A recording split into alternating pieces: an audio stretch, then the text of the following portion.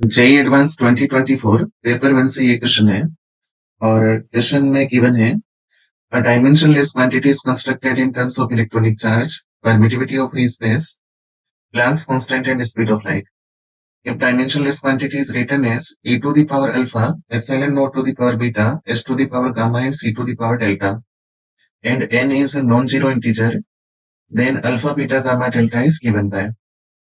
और alpha beta gamma delta का values जो एन की टर्म्स में अगर आप देखेंगे तो चार ऑप्शन में दिया है। एन एक्चुअली यहाँ क्वेश्चन में मेंशन नहीं है, तो अगर हम वैल्यू कैलकुलेट कर भी लेते हैं तो भी वो हमारी एन की टर्म्स में नहीं आएगी। तो हम ये कर सकते हैं, या तो उन वैल्यूज का रेशियो कैलकुलेट कर हम ऑप्शन मैच कर लें, या फिर एन की टर्म्स में वैल्यूज लेने के लिए आप जो है ना alpha beta gamma delta n की टर्म में एज्यूम कर ले और फिर जो है आप इन चार ऑप्शन को कंपेयर कर सकते हैं।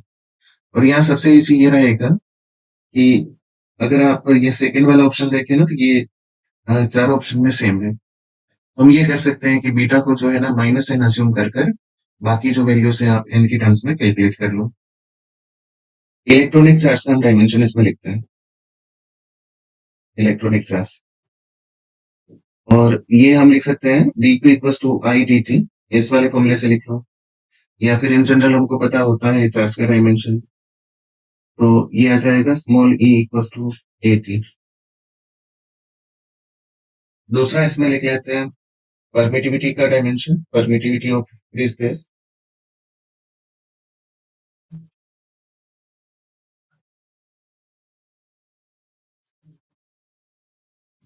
और ये अपना हो जाएगा फॉर्मूला हो जाएगा एप्सिलॉन नोट का 1/4 पाई एफ, हम कूलम्ब्स लॉ लिख रहे हैं, तो 1/4 pi f Q1 Q2 upon r square, और यहाँ से एप्सिलॉन नोट का डायमेंशन देखेंगे तो ये आ जाएगा 1/4 का डायमेंशन विच इज ML2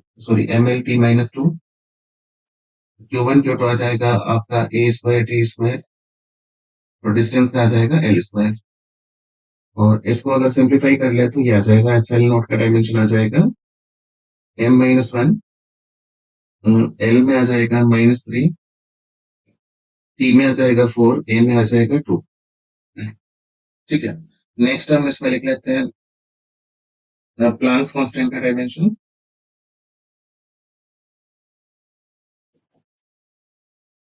और ये आप E equal to H mu से लिख सकते हैं, तो H इक्वल टू हो जाएगा E बाई म्यू।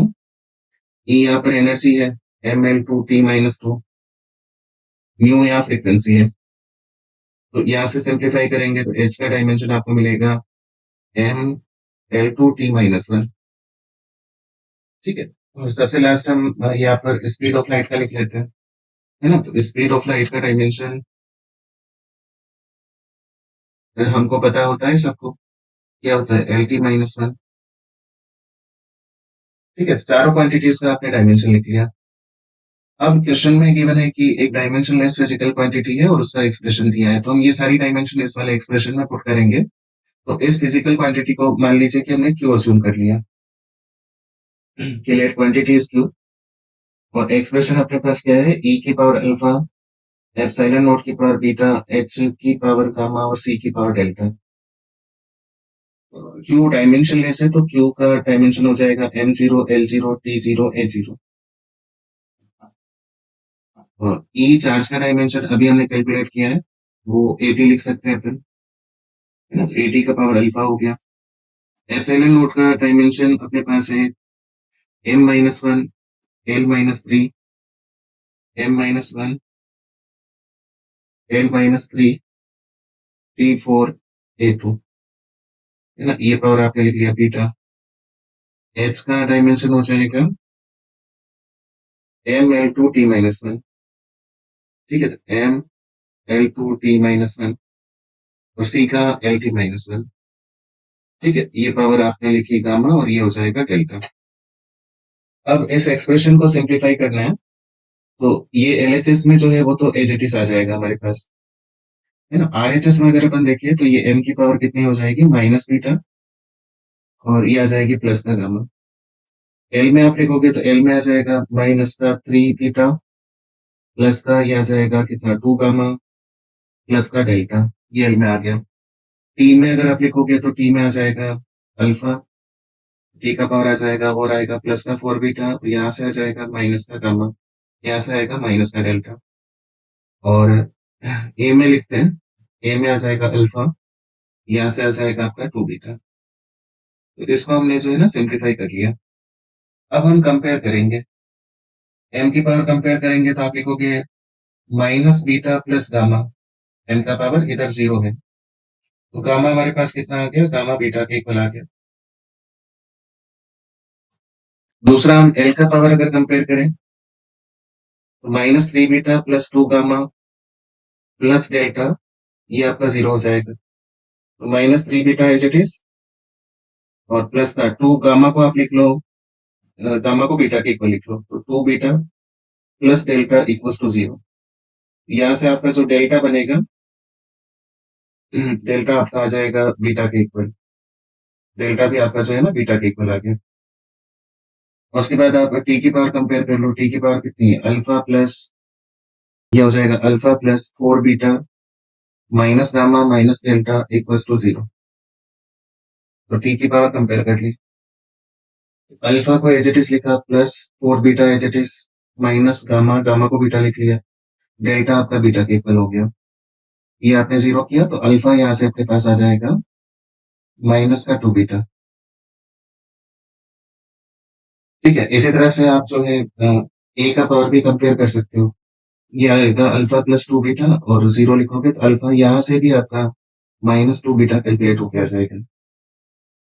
ठीक है, तो हमने जो है चारों वैल्यूज निकाली और बीटा की टर्म्स में निकाली। बीटा की टर्म्स में निकालने का रीजन ये था क्योंकि चारों ऑप्शन में बीटा माइनस एन है, तो हम ये कर सकते हैं कि बीटा को जो है ना माइनस एन अज्यूम कर ले। अगर मैं चारों ऑप्शन से देखूं तो बीटा अपना कितना है, माइनस एन है, बीटा माइनस एन है। तो अल्फा आपके पास कितना आ जाएगा, अल्फा माइनस का 2 बीटा है, तो माइनस का 2 बीटा को माइनस एन लिख लिया, तो ये आपका आ गया 2 एन आ गया। इसी तरह से बीटा तो आपका माइनस एन है ही, बीटा माइनस एन है। अगर मैं गामा लिखूं तो गामा आपका आ जाएगा, गामा किसके, बीटा के इक्वल है, और बीटा कितना है, माइनस एन है, तो ये भी माइनस एन आ गया। इसी तरह से डेल्टा, डेल्टा आपका बीटा के इक्वल है और बीटा माइनस एन है, तो ये भी माइनस एन आ गया। तो कुल मिला के अपने पास आंसर आएगा 2n minus n minus n और माइनस एन। और ऐसा अगर हम देखेंगे ना तो ये पहला वाला आंसर हो जाएगा। ठीक है, एक तो इसका ये अप्रोच हो गया। दूसरा अप्रोच अगर हम देखें तो ऐसा कोई एक्सप्रेशन जो हमें ई एप्सिलॉन नॉट एच और सी के बीच में पता हो, तो वहां से भी हम कुछ कंक्लूड कर सकते हैं। ठीक है, ऐसा एक एक्सप्रेशन आता है, मॉडर्न फिजिक्स में आता है, velocity of electron, velocity of electron in nth orbit.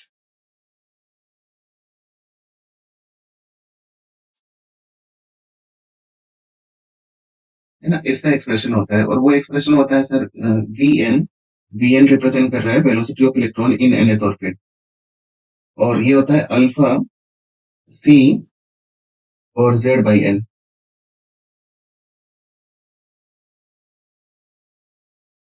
ठीक है, अल्फा यहाँ पर कांस्टेंट है, और अल्फा का वैल्यू हम लिखते हैं, अल्फा का वैल्यू होता है e square by 2 epsilon naught h c.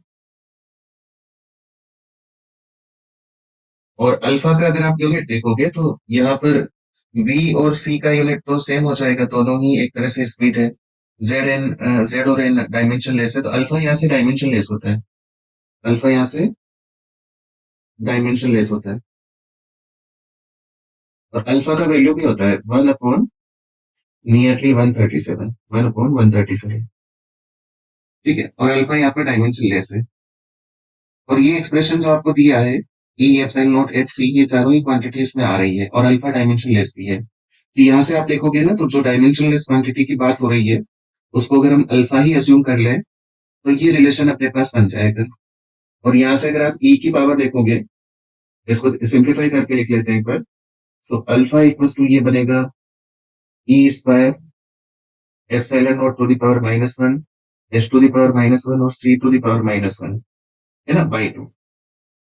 और डायमेंशन वाइज अगर हम देखेंगे तो अल्फा की डायमेंशन लिखोगे तो ये आएगी ई की डायमेंशन पावर हो गई आपकी 2, एप्सिलॉन नॉट पावर कितनी हो गई -1, और एच की डायमेंशन पावर हो गई -1, और सी की डायमेंशन पावर हो गई -1।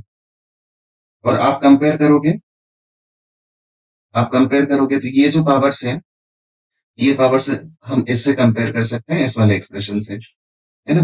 तो यहाँ से आप देखोगे ना, तो अल्फा जो है आपका कितना आ जाएगा, अल्फा 2 आ जाएगा। बीटा को कंपेयर करोगे तो -1 आ जाएगा। एच को कंपेयर करोगे तो -1 आ जाएगा, और डेल्टा को कंपेयर करोगे ना, तो वो भी -1 आ जाएगा।